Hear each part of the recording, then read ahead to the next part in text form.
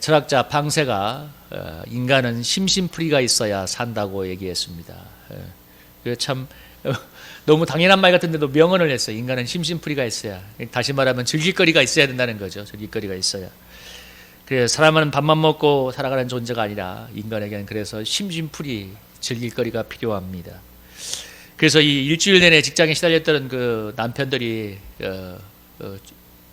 주말이 되면 TV 소파에 누워서 리모컨으로 세상을 바꾸는 풍경이 벌어지는데, 그게 그 남자들에게 심심풀이인 거죠. 쉼이 되는 거고, 요즘은 유튜브를 보면서 심심풀이하는 사람들이 굉장히 많죠.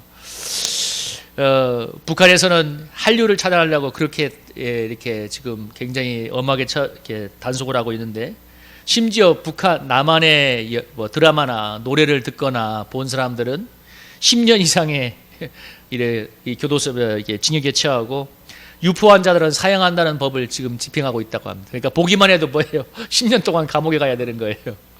그런데도 중요한 건 뭐냐면 길을 쓰고 본다는 거예요. 한번 북한의 어느 소도시에서 이렇게 얘기했대요.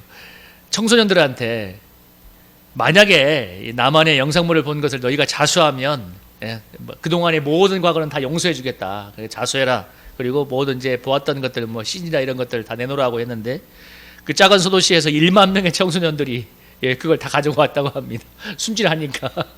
근데 그렇게 많은 사람들이 보고 있다는 거죠. 왜? 그렇게 처벌을 해도 사람들에게 즐길거리가 필요한 거예요. 인간에게 이렇게 즐길거리가 필요한 것은 인간이 배가 부르면 그만인 짐승과 달리 영혼을 가지고 있기 때문입니다. 우리 영혼은 여러분 밥만 먹고 배가 부른다고 만족한 존재가 아니잖아요. 그래서 우리가 인간이 영혼을 가진 존재인데 하나님이만이 채워줄 수 있는 공간이 영혼이거든요. 그런 하나님을 떠나기 때문에 사람들은 하나님 대신에 무엇인가를 통해서 즐겨야 되고 채워야 되는 존재가 되었습니다. 요한복음 4장에 나오는 사마리아 여인이 그 대표적인 사람이죠. 여러분, 사마리아 여인이 여섯 번째 결혼을 했는데 5번째 이혼을 하고 6번째 남자와 살고 있는데, 예수님이 남편을 데려오라고 하니까 여인의 대답이 뭐였냐면, 나는 남편이 없어요 그랬어요. 나는 남편이 없어요. 이 말은 무슨 얘기냐면, 부끄러워서 하는 얘기도 맞겠지만 남편이 자기가 그 남자 통해서 만족을 얻어보려고 했지만 그 남자가 나에게 만족을 주는 존재가 아니라는 그런 고백이었습니다. 그래서 예수님이 여인에게 영원히 목마르지 않는 생수를 소개하고 있는데, 내가 주는 물을 먹는 자는 영원히 목마르지 않는다고 얘기하는데, 오늘 그런 예수님의 초청과 같이 오늘 이사야 선지자가 1절에서 이렇게 우리를 초청하고 있습니다. 여러분 1절 한번 같이 한번 읽어볼까요? 한번 읽어보겠습니다. 시작. 오라 너희 목마른 자들아 물로 나오라. 돈 없는 자도 오라. 너희는 와서 사 먹되 돈 없이 값 없이 와서 포도주와 젖을 사라. 여기 물, 포도주와 젖, 이것은 이제 구약 성경에서 특별히 하나님의 은혜를 상징하는 그런 그림 언어들입니다. 그러니까 하나님의 은혜를 물, 포도주와 젖, 하나님의 영적인 양식, 은혜를 상징하는 건데, 그러니까 너희 목마른 사람들아 하나님의 은혜를 찾기 위해서 나와라. 와서 돈 없이 값 없이 와서 포도주와 젖을 사라고 합니다. 그러니까 돈 없이 값 없이 와서 포도주와 젖을 사라고 하는데, 여기 돈 없이 와서 값 없이 와서라는 표현은, 이 하나님의 은혜는 돈으로 살 수 없지만 우리가 그 은혜를 사모하고 구해야 된다는 것입니다. 이게 은혜는 은혜로 오는 건데요. 구원도 은혜로 오는 것이고 믿음도 하나님의 은혜로 오는 것인데, 그래서 신앙생활이 다 하나님의 은혜인데, 근데 하나님께서 그 은혜를 사라고 얘기하고 있습니다. 이 말은 은혜가 은혜로 오는데, 은혜를 사라는 말은 그 은혜를 구하기 위해서 우리가 지불해야 될 대가가 있다는 것인데요. 그것이 뭐예요? 사모하고 구해야 된다는 것이죠.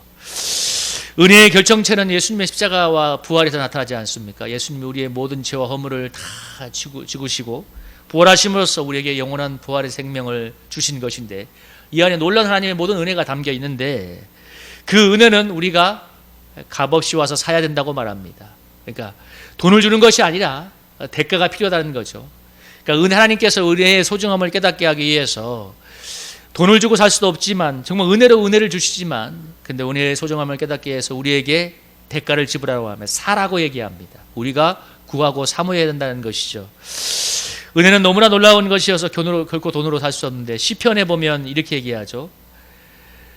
자기의 재물을 의지하고 부유함을 자랑하는 자는 자기 아무도 형제를 구원하지 못하고 그를 위한 속전을 하나님께 바치지 못하며 생명을 속량하는 값이 너무 엄청나서 영원히 마련하지 못할 것이라. 그러니까 우리를 구원하는 하나님의 은혜의 값이 너무 비싸기 때문에 영원히 마련할 수 없다고 말합니다.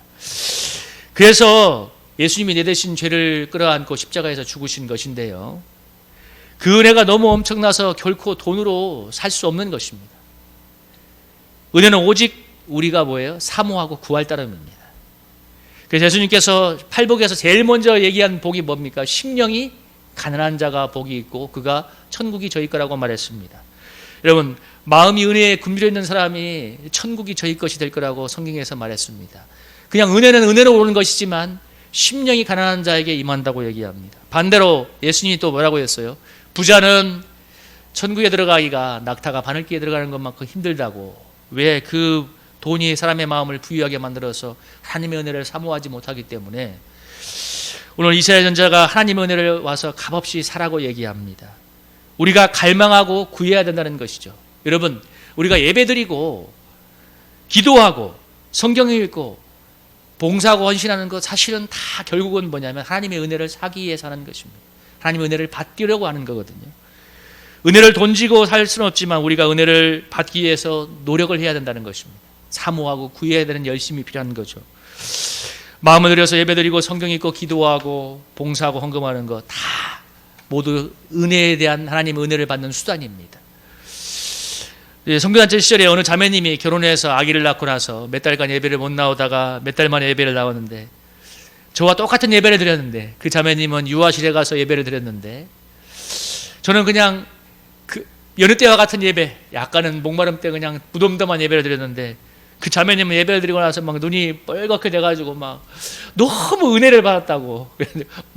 저는 사실 납득이 잘 안 됐어요. 왜? 저는 그냥 무덤덤했기 때문에. 물어봤어요. 와, 이렇게 어떻게 그렇게 은혜가 됐냐고. 막 예배 때 울었대요. 근데 이유가 뭐예요? 몇 달 동안 애기 낳고 그 애 키운다고 뒤치다거리 하면서 예배도 못 드리고 그냥 너무 목마른 상태에서 나오니까 그냥 와서 예배 그냥 TV 보면서 유아실에서 예배 드리는데도 너무 은혜가 되는 거예요. 막 은혜가. 그러니까 여인은, 이 자매님은 뭐예요? 자기의 목마름으로 은혜를 산 것입니다. 목마름으로. 어떤 자그마한 교회에서 이제 예배 교회당을 리모델링인가 하려고 이렇게 온 성도들이 몇 달간 정말 밤낮으로 매달려서 이 예배당을 고치고 교회를 고쳤는데, 그 입당 예배를 드릴 때, 그 입당 예배 때 그 성도들, 헌신했던 성도들은 전부 다 감동의 눈물을 흘리면서 예배를 드렸습니다. 여러분, 왜 그들에게 이렇게 예배가 은혜가 됐을까요? 그들이 몇 달 동안 거친 그 몸의 헌신으로 은혜를 샀기 때문입니다. 여러분, 은혜를 산다는 표현이 참, 이 성경을 보는데 성경은 분명히 사라고 얘기하거든요. 은혜는 살 수 없어요, 돈으로. 근데도 사라고 얘기합니다. 너무 귀한 것이기 때문에 우리가 사모하고 구해야 된다는 것이죠. 그래서 똑같은 예배도 똑같은 예배가 아닌 거예요. 우리의 정성이 들어가고 나의 목마름이 들어간 예배가 정말 놀라운 은혜가 있는 것입니다. 여러분, 그래서 제가 종종 북한 얘기하지만, 그들이 뭐 북한 당국의 탄압을 피해서 정말 밤에 숨죽여서 막 이불 속에 들어가서 이렇게 뭐 7, 8명이 모여가지고 이불 속에 조그만 불빛을 켜놓고, 아니면 정말 그냥 군붕어처럼 소리도 못 내고 그냥 찬송가를 부르거나, 아니면 정말 작은 목소리로 돌아가면서 성경을 암송하며 예배를 드리는데, 그렇게 사모하는 예배이기 때문에 놀라운 감동이 있다고 합니다. 정말 목숨을 걸고 은혜를 사는 거죠. 그래서 제가 지금은 조금 무덤덤했는데, 처음에 일가 목회를 병행하면서 할 때는 그냥 저는 기도하고 예배드리면 너무 은혜가 됐어요. 여러분은 모르겠어요. 근데 저는 너무 은혜가 됐어요, 그냥. 근데 생각해 보니까, 내가 일가 목회를 병행하는 수고로움으로 은혜를 샀기 때문이구나. 은혜는 하나님의 일방적인 선물 때문에 정말 은혜로 오는 것이지만, 그렇죠, 정말 우리가 하나님께서 은혜로 주시는 것이지만, 여러분, 우리가 구원받은 이유는 100% 하나님의 은혜잖아요. 다른 사람과 구별할 점이 있는 것이 하나님의 은혜로가 된 것인데, 하나님이 우리에게 그 은혜가 얼마나 소중한가를 가르쳐주기 위해서 우리의 노력과 헌신을 넣어서 은혜를 사라고 얘기합니다. 때로는 하나님이 우리에게 은혜를 받도록 하는 방법이 뭐냐면, 고난을 통해서 우리의 마음을 가난하게 하심으로써 은혜를 구하게 하십니다. 여러분, 그래서 고난은 힘들지만 그걸 통해 받는 은혜는 너무나 크고 놀라운 것입니다. 그래서 고난이 100데나리온이라면 받는 은혜는 1만 달란트인 거예요. 그래서 여러분, 고난이 넉넉한 하나님의 은혜가 고난을 이기게 하는 것입니다. 그러니까 고난을 잊어버리게 만드는 거예요. 여러분, 100데나리의 고난과 1만 달란트의 은혜를 생각한다면 여러분, 하나님께서 고난을 통해서 우리의 마음을 겸비하게 하고 은혜를 받게 하는 것, 놀라운 섭리가 아닙니까? 그만큼 은혜가 소중하니까 뭐예요? 때로는 그런 고난을 통해서도 은혜를 받도록 만드는 겁니다. 여러분, 제가 얼마 전에 그런 간증을 했잖아요. 그 새벽에 일하는 한 90만 원짜리 일을 왔을 때 너무 하고 싶었다고 돈을 좀 더 벌어서 90만 원 더 벌어서 내가 하고 싶은 것도 하고 했는데, 그때 기도할 때 하나님께서 제 마음에 주셨던 건 뭐냐면, 조금 덜 일하더라도 네가 에너지와 시간을 아껴서 기도하고 목회하고 하나님의 은혜를 사모하는 것이 훨씬 더 중요하지 않겠느냐. 그때 기도하면서 제가 깨달았던 것은, 이 돈과 비교할 수 없는 게 하나님의 은혜인데, 여러분, 돈과 비교할 수 없는 게 하나님의 은혜가 아닙니까? 여러분, 하나님의 은혜가 함께하지 않으면 돈이 무슨 소용이겠어요? 교통사고 한 번 나서 돈 나가고, 코로나 걸려서 아무것도 하지 못하게 되면 중병에 걸려서 들어누워 보십시오. 정말 돈은커녕 인생이 거덜이 납니다. 코로나 바이러스, 그 보이지 않는 바이러스가 지구촌에 퍼지니까 온 지구촌이 지금 1년 반이 넘도록 난리가 나잖아요. 여러분, 지금 우리나라도 K방역자를 하다가 확진자가 늘어서니까 한 번도 하지 않았던 지금 4단계를 하고 있지 않습니까? 아마 얼마 전까지, 불과 한 달 전만 해도 4단계는 꿈에도 꾸지 않았을 거예요. 이제 백신 맞고 이제 가을이면 해외여행 다닐 거야. 백신 여권 준비하는 사람도 있었을지 몰라요. 제 독일에서 왔던 친구도 백신 여권 맞고 한국에 오면 와서 너무 좋아했는데 2주 동안 격리하면서 한 달 동안 있었는데 절반을 격리하다 돌아갔습니다. 절반을 격리하다가. 그냥 들어보니까 부산에 어머니 집에서 같이 부흥했다더라고요. 물론 하나님의 섭리가 있겠지만 얼마나 많은 사람들이 코로나로 인해서 고통당하고 있는지 모릅니다. 수많은 자활자가들이 폐업을 하고 있고 문을 닫고 있습니다. 여러분, 우리 지구촌의 방역을 하나님이 지켜주지 않으면 하나님의 은혜가 이렇게 잠시만 가리워져도 난리가 나는 것입니다. 돈, 하나님의 은혜와 어떻게 비교할 수가 있겠어요? 백신 맞고 마스크 쓰고 거리두기하고 온 세계 정부가 나서 코로나 이겨보려고 몸부림을 치는데 1년 만이 지났는데 지금 이 지경입니다. 하나님의 은혜가 임하지 않으면 답이 없는 거예요. 이 지구촌의 모든 사람들에게 하나님이 코로나로 들려주시는 메시지가 뭐겠어요? 정말 신의 은총이 없이는 우리가 아무것도 아님을 인정하고 정말 마음을 가난하게 해서 하나님의 은혜를 하나님께 돌아오라는 메시지 아닙니까? 하나님의 은혜를 사라는 메시지. 그런데 거의 대다수의 사람들은 하나님께 돌아오지 않죠. 마스크를 쓰고 캠핑장을 가고 술집에 갈 망정 하나님께 돌아오지 않습니다. 코로나가 기승이어도 해외 여행만 못 가지 국내 여행지는 지금도 계속 정말 붐비고 있다고 하잖아요. 여러분, 코로나로 인해서 예배에 익숙해진 3, 40대가 영상 예배에 익숙해져서 예배를 알지 않으니까 아마 많은 사람들이 캠핑장 가서 영상 예배 드리고 있을지 몰라요. 젊은 사람들이. 그러니까 답답한 저희 동기 목사가 그랬다잖아요.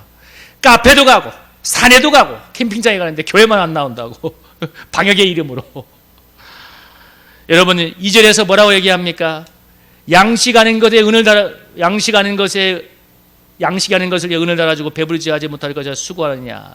바로 그 말이에요. 하나님의 은혜가 우리를 살리고 우리를 지켜주고 우리를 살리는데 양식이 아닌 것을 위해 은혜를 달아준단 말이 그 말입니다. 하나님께로 가지 않고 뭐예요? 다른 것에서 은혜를 구한다는 거죠. 아까 우리 동계 목사 말이 맞잖아요. 카페도 가고 산에도 가고 캠핑장도 가고 그런데 뭐예요? 교회는 오지 않는다고. 하나님께로는 오지 않는 거예요. 이제서 양식이 하는 것에 돈을 달아주고 배부르지 못할 것에 수고한단 말이 바로 그것입니다. 하나님만이 우리 영혼에 참된 만족을 주시는데 사람들은 하나님이 아닌 다른 데서 기쁨을 얻으려고 얼마나 애를 쓰는지 모릅니다. 여러분, 가면 갈수록 앞으로 유흥산업이라 먹고 즐기는 산업에는 얼마나 많은 돈을 쓸지 몰라요. 여러분, 코로나 때문에 가장 부흥된 산업이 뭔지 압니까? 게임 산업이잖아요. 게임 어마어마한 지금 부흥하고 있어요. 전 세계적으로. 다 집에 앉았으니까 이제 게임을 해야 되니까. 그걸로 다 해야 되니까. 그 다음 또 하나가 그 인테리어가 그렇게 부흥했다더만. 그러니까 제 집에 많이 있으니까 전에는 집에 많이 있는 시간이 많으니까 전에는 그냥 보지 않던 집들이 이제 자꾸 눈에 들어오는 거예요. 이것도 뜯어 고쳤으면 좋겠어. 그래서 지금 인테리어가 그렇게 또 지금 부흥하고 있다고 합니다. 그러니까 여러분, 하나님이 없는 데서 많은 기쁨을 찾으려고 하는데 수많은 돈을 쓰고 있습니다. 이런 영혼들을 향해서 하나님께서 이렇게 초청하고 있죠.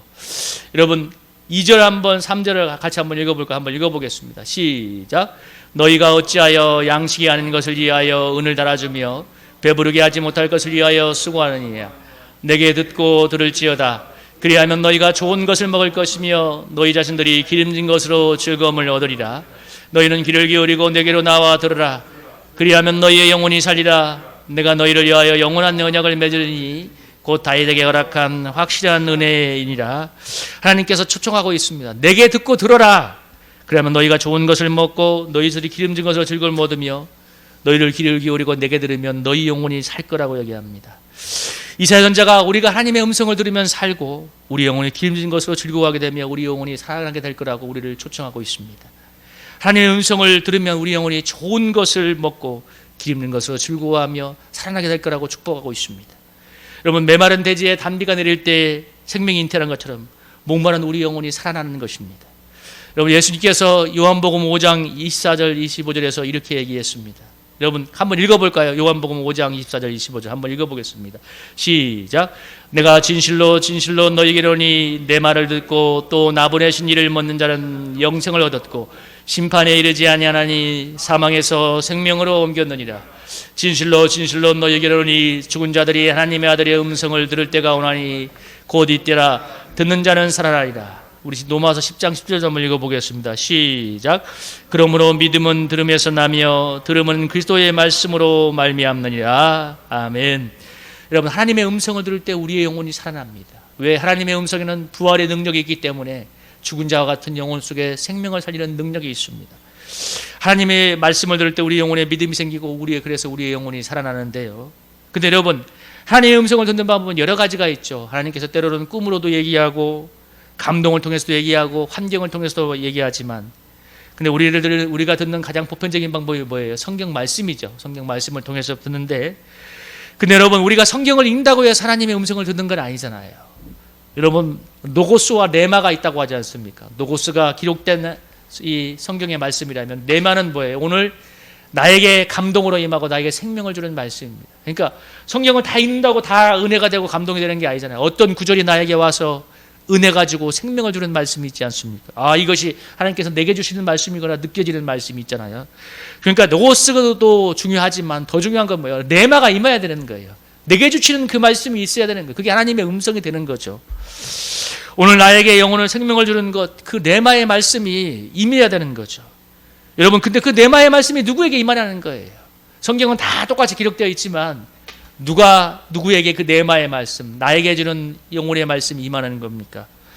정말 하나님의 은혜를 사모하고 구하고 그래서 정말 하나님의 음성을 듣고 싶은 사람, 오늘 뭐라고 했어요? 정말 귀를 기울여서 듣는 사람, 마음에 사모함 있는 사람에게 하나님께서 당신의 음성을 들려줄 거라고 얘기합니다.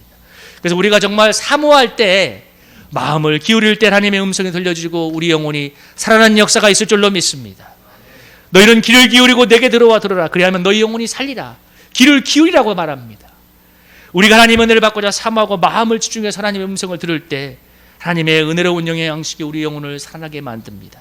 그래서 생명이 약동하는 복된 삶을 살게 됩니다. 그런 여러분 축복의 인생에 사시기를 주님의 이름으로 축원합니다. 근데 왜 우리가 하나님의 은혜를 사모하지 않고 하나님의 음성을 기울이지 않고 왜 많은 사람들이 이 풍성한 은혜를 누리지 못하는가? 그 가장 큰 이유는 뭐냐면 생각이 잘못되어 있기 때문에 그런 거예요. 생각이. 아까 얘기했잖아요. 우리의 예를 하나 들면 수많은 사람들에게 아까 말한 심심풀이가 사람에게 기쁨을 준다고 얘기하지만 정말 하나님만이 우리 영혼에 기쁨을 준다고 분명히 성경은 말하고 있는데, 근데 사실 기쁜 생각 속에는 그렇게 생각하지 않는 거예요. 하나님의 은혜를 사모하고 하나님과 기도하고 교통해서 받는 은혜가 내 영혼을 살린다고 하는 생각보다도 차라리 뭐예요? 많은 사람들은 세상의 즐길거리를 즐길 때 그것이 나에게 영혼의 기쁨을, 잠시 지나가는 기쁨을 준다고 생각하고 있기 때문에 그걸 찾는 겁니다. 여러분, 정말 하나님의 은혜가 나를 사는다고 믿으면 찾겠죠. 그게 아니잖아요. 수많은 사람들이, 그리스도인들이 그렇게 가지 않는 이유는 바로 그것입니다. 생각이 잘못되어 있는 거예요. 그래서 뭐라고 얘기해요? 여기 보면 너희는 여호와를 만날 때 찾으라, 가까이 길 때 그를 부르라 하면서 7절에 불의한 자는 그의 생각을 버리고 여호와께로 돌아오라. 그리하면 그를 긍휼히 여기시다. 우리 하나님께 돌아오니 그가 너그럽게 용서하리라. 악인은 그의 길을 버리고 불의한 자는 그의 생각을 버리라고 말합니다. 여러분, 성경에서 말하는 악인, 불의한 사람은 단순히 도덕적인 것을 말하는 게 아닙니다. 하나님의 뜻과 상관없이 사랑하는 모든 사람들을 지칭하는 게 바로 이 단어입니다. 악인은 너의 길을 버리고 불의한 자는 그의 생각을 버리고 하나님께 돌아오라고 얘기합니다. 이 말을 좀 더 구체적으로 설명한 게 뭐예요? 시편의 1장이죠. 시편의 1장에 보면 여러분 이거 한번 읽어볼까요? 한번 읽어봐요. 시편 1장입니다. 시작. 복 있는 사람은 악인들의 꾀를 따르지 아니하며 죄인들의 길에 서지 아니하며 오만한 자들의 자리에 앉지 아니하고 오직 여호와의 율법을 즐거워하여 그의 율법을 주야로 묵상하는 자로다. 그러니까 여기 보면 악인의 꾀, 죄인들의 길, 오만한 자리의 자리, 이게 다 하나님 없이 뭐예요? 자기의 생각과 고집대로 살아가는 모든 사람들을 다 지칭하는 단어입니다. 이것을 오늘 이사야서는 뭐예요? 악인은 그의 길을 버리고 불의한 자는 그의 생각을 버리고 여호와께 돌아오라 합니다. 그러니까 하나님께 돌아가려면 아까 제가 하나님의 은혜를 구하지 않는 이유가 생각이 잘못되었다는 건데 그게 바로 그거예요. 하나님과 상관없는 생각, 내 깨와 내 지혜로 살아가는 그 생각으로 묶여있기 때문에 하나님께로 하나님을 찾지 않는 거예요. 그래서 오늘 사람들이 하나님의 길을 따르지 않고 자기 길과 자기 방법대로 갈아가는데 그거에 대해서 오늘 이사야 선지자가 뭐라고 얘기하냐면 여러분 8절 9절도 한번 읽어볼까요? 한번 읽어보겠습니다. 시작. 이는 내 생각이 너희의 생각과 다르며 내 길은 너희의 길과 다름이니라. 여호와의 말씀이니라. 이는 하늘이 땅보다 높음 같이 내 길은 너희의 길보다 높으며 내 생각은 너희의 생각보다 높음이니라. 아멘. 여러분 사람들이 이 하나님의 생각을 따르지 않는 것은 뭐냐면 하늘이 땅보다 높은 것 같이 우리의 생각과 비교할 수 없이 높고 완전한 하나님의 주권에 대해서 너무 무지하기 때문입니다. 이게 중요한 거예요. 무지하기 때문에 그런 거예요. 여러분 이게 하나님의 길이 정말 그래서 아까 제가 레마와 노고스를 얘기했는데 하나님을 찾으면 삽니다. 하나님을 경외할 때 그것이 인생의 복입니다. 성경에 수없이 기록되어 있지만 언제 그게 정말 내 눈에 들어오냐면 깨달음이 임할 때 오는 거예요. 무지하기 때문에 그 하나님의 성경의 말씀이 나하고 상관없는 거거든요. 깨달음이 올 때 그것이 나의 말씀이 되는 것처럼 하늘이 땅보다 높은 것 같이 정말 하나님의 경륜과 하나님의 주권이 완전하고 높다는 것을 모르기 때문에 뭐예요? 하나님을 찾지 않는 것입니다. 여러분 욥이 이해할 수 없는 고난을 당하고서 욥기가 42장까지인데 거의 전부가 뭐예요? 욥과 욥의 친구들의 변론으로 가득 차 있습니다. 욥은 뭐예요? 나는 죄가 없는데 이런 고난을 당하고 있다고 하고 욥의 친구들은 네가 죄가 있기 때문에 고난을 당한다 이렇게 얘기하는데 거의 전부가 그렇게 되어 있는데 그 욥과 친구들의 변론의 종집을 찍은 것이 뭐냐면 이 38절부터 등장하는 하나님의 등장입니다. 하나님께서 욥에게 뭐라고 얘기하냐면 여러분 욥에게 이렇게 얘기합니다. 무지한 말로 생각을 어둡게 하는 자가 누구냐? 너는 대장부처럼 허리를 묶고 내가 내게 묻는 것을 대답할지어다. 내가 땅에 기초를 놓을 때에 내가 어디 있었느냐? 내가 깨달아라 할 것은 말할지니라. 그러니까 하나님께서 천지를 창조할 때 네가 어디 있었냐? 네가 이 천지를 창조한 하나님의 이 놀라운 신비를 네가 안 알고 있느냐? 이 얘기를 할 때 그러면서 하나님께서 하나님의 천지 창조를 주고 하나님의 절대적인 주권을 선포할 때 욥이 42장에서 뭐라고 회개하냐면 이렇게 얘기합니다. 욥이 주께서는 못하실 일이 없사며 무슨 계획이 못 이룰 것이 없는 줄 아오니 무지한 말로 이 신을 가진 자가 누구일까? 3절이 중요한 거. 나는 깨닫지도 못한 일을 말하였고 스스로 알 수도 없고 헤아리기 어려운 일을 말하였나이다. 그러니까 뭐예요? 욥이 했던 모든 말들이 뭐예요? 내가 깨닫지도 못한 말이고 알지도 못한 헤아리기 어려운 하나님의 섭리에서 함부로 말했군요. 욥은 나는 죄가 없으니까 이런 고난을 당하면 안 된다고 했고 친구들은 네가 죄가 있어서 이런 고난 당하려고 말했지만 이건 뭐예요? 깨닫지도 못한 일을 무지한 가운데 했던 말이라는 거예요. 그러면서 욥이 뭐라고 합니까? 주님, 이제는 내가 기로만 듣던 주님을 눈으로 봅습니다. 하나님을 섭리를 깨닫게 됐다는 거죠. 그러면서 내가 티끌과 재 가운데서 회개합니다. 이렇게 회개할 때 욥의 인생에 회복이 임했습니다. 여러분 욥이 했던 이 말이 중요한 거예요. 정말 제가 아까 그 얘기했죠. 우리가 하나님의 높고 원하신 뜻을 잘 모르기 때문에 하나님을 찾지 않는 거라고. 그래서 여러분 우리가 하나님께 대해서 가진 생각, 지금 우리가 하나님께 대한 판단들은 어쩌면 장님이 코끼리 잡는 거하고 만지는 거하고 똑같을지 몰라요. 여러분 코끼리 그 큰 장님이 코끼리 한 부분 만지고 이게 뭐야 라고 얘기하는 것처럼 우리가 하나님에 대해서 그렇게 생각하고 있는지 모릅니다. 왜? 하늘과 땅이 높은 것 같이 하나님의 생각이 우리가 차원이 높은 너무나 깊은 놀라운 완전한 세계이기 때문에 그렇습니다. 그래서 여러분 저나 여러분이나 우리가 겸손해야 될 게 뭐냐면 사실 우리가 하나님의 뜻을 잘 몰라요. 어떻게 다 알아요? 지나가도 모르는 거 많을 거, 천국에 가야 아는 것도 많을 거예요.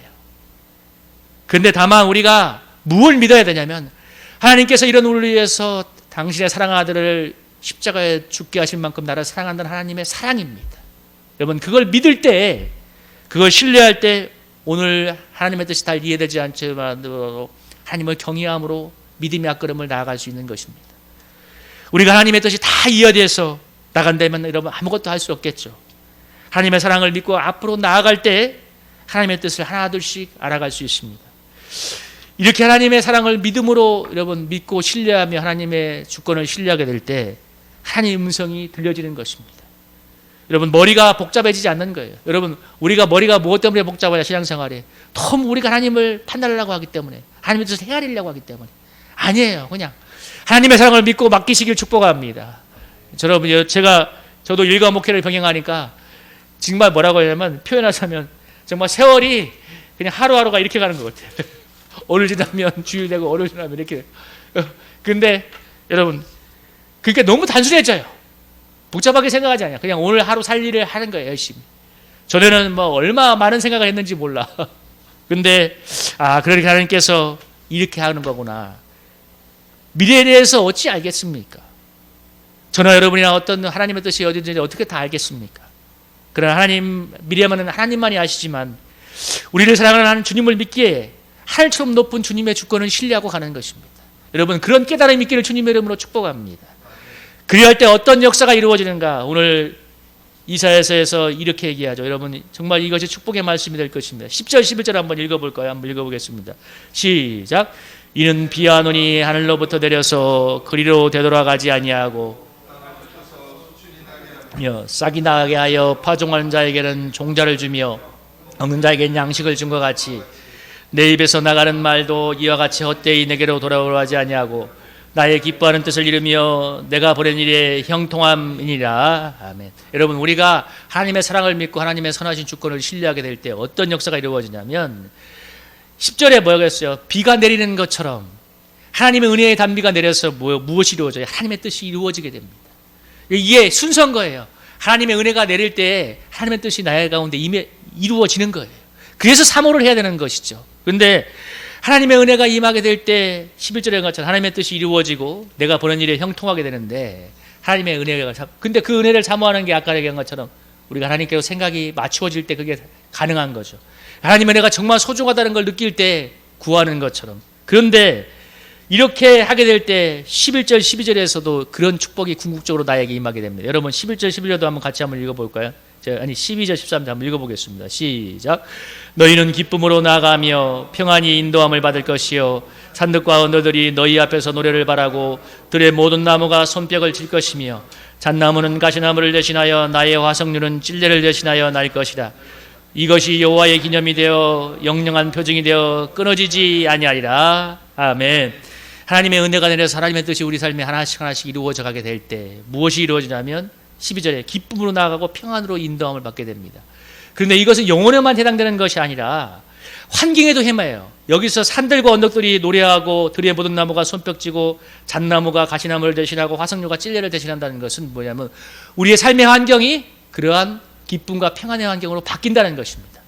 그래서 여러분 순서가 있죠. 하나님의 은혜를 사모할 때 하나님의 은혜를 사모할 때 하나님의 크고 놀라운 뜻을 깨닫게 되고 그리고 그래서 하나님의 은혜가 끊임없이 부어져서 하나님의 뜻이 이루어지게 되고 궁극적으로 뭡니까? 산들이 노래하고 들의 나무가 손뼉을 치고 잣나무가 가시나무를 대신하고 화석류가 찌슬을 대신하는 것 기쁨과 평안의 환경으로 바뀌어지는 것입니다. 여러분 오늘 이 말씀을 들으면서 그런 은혜를 받으시기를 주님의 이름으로 축복합니다. 하나님의 은혜를 사모할 때 여러분 하나님의 놀라우신 뜻이 이루어지게 되고 그래서 우리의 삶이 정말 여러분 너무나 멋진 표현 아니에요? 산들이 노래하고 나무가 손뼉을 치고 잣나무는 가시나무를 대신하고 화석류가 찔레를 대신하는 삶 기쁨과 평안의 환경으로 하나님께서 우리의 삶을 바꾸어 주실 줄로 믿습니다. 여러분 오늘 그런 은혜가 있기를 축복하고요. 여러분 우리 한번 이 찬양 부르면서 오늘 은혜를 사모함으로 참 하나님의 놀라운 뜻이 이루어지고 그래서 이런 은혜 산들이 노래하고 나무가 손뼉을 치는 은혜 그런 삶의 환경도 임하게 해달라고 우리 한번 이 찬양 부르고 한번 기도하기 원합니다.